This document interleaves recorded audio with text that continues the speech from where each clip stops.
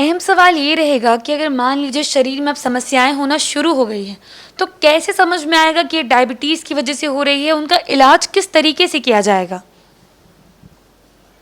नहीं, इलाज सवाल यह है कि जब डायबिटीज है तो जो सबसे बेसिक प्रिंसिपल है, जो मूलभूत सिद्धांत है कि ब्लड शुगर कंट्रोल रहेगा तो ये सारे अंग आपके सुरक्षित रहेंगे। न रेटिनोपैथी होगा, न कार्डियोपैथी होगा, मतलब हार्ट पर नहीं हो सकता, न नेफ्रोपैथी होगा, किडनी पर असर नहीं होगा, न न्यूरोपैथी होगा, नस पर नहीं असर होगा।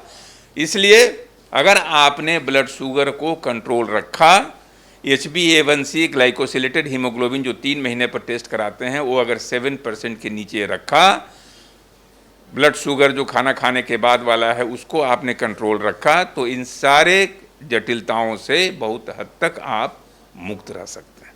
लेकिन इसके बाद भी अगर सिम्टम आना शुरू हो तो प्रॉपर जांच करके एक लोकल चिकित्सक से, फिजिशियन से संपर्क करके आप आगे का रास्ता तैयार कर सकते हैं, ताकि आगे वो फिर नहीं बढ़े।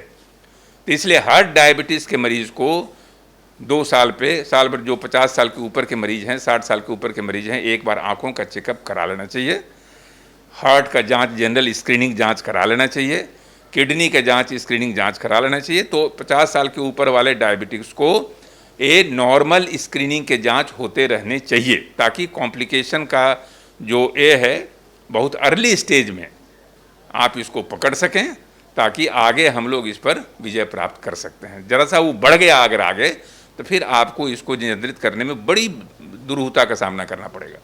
तो इसलिए उस पर सचेत रहना है, जांच कराते रहना है, और इस मामले में आप सबसे बड़ी बात है कि ब्लड शुगर कंट्रोल रखना है। जैसा कि अभी आपने बताया कि डायबिटीज़ हर एक शरीर के अंग को प्रभावित कर सकता है, आपने ये भी बताया कि जांच से हर चीज़ की जानकारी भी मिल सकती है। अब एक मरीज़ को अगर जानकारी मिल जाती है कि डायबिटीज़ की वजह से उसका दिल या उसकी किडनी प्रभावित होने लगे हैं, तब वो अपने लाइफस्टाइल में क्या चेंजेस लेकर आए, या कौन सी दवाइयाँ बदले, या किन चीज़ों का खास ख्याल रखें कि आने वाली अब जो बीमारियाँ बढ़ रही हैं उनसे वो अपने आप को बचा पाए? दवाई तो जो आपका चल रहा है, अगर आपका कंट्रोल ब्लड शुगर नहीं है तो लोकल चिकित्सक के संपर्क से दवाइयों में बदलाव होगा। तो बदलाव करने से ब्लड शुगर को आपको कंट्रोल रखना है। लेकिन अब जैसे यूरिन का आपने जांच कराया और उसमें छोटा सा प्रोटीन का अंश आ गया, माइक्रोअल्बुमिनुरिया कहते हैं, तो वो संकेत है कि किडनी की तरफ डायबिटीज़ बढ़ रहा है। वहीं पर आप एक किडनी विशेषज्ञ से राय लेकर के वहीं पर उसके बढ़ोतरी को, उसके बढ़ाव को, उसके फैलाव को आप रोक सकती हैं। तो जो अर्लीस्ट इंडिकेटर है उसको आप समझते हुए, हार्ट का अगर आप रेगुलर स्क्रीनिंग करा रही हैं तो आपको पता चल जाएगा कि क्या है। लेकिन बदलाव में बस वही है कि वज़न कंट्रोल रखना, डाइट पर ध्यान रखना, सवेरे का मॉर्निंग वॉक। मैं बार बार इस बात को रिपीट करता हूं क्योंकि कोई भी डायबिटीज़ का अध्याय इसके बिना अधूरा है कि आपने वज़न को नियंत्रित रखिए, रोज़ एक्सरसाइज कीजिए, अपने जीभ को बहुत ज़्यादा बहकने मत दीजिए, क्योंकि जीभ का बहकना सबसे खतरनाक चीज़ है। और ये बहकना आजकल आम हो गया है।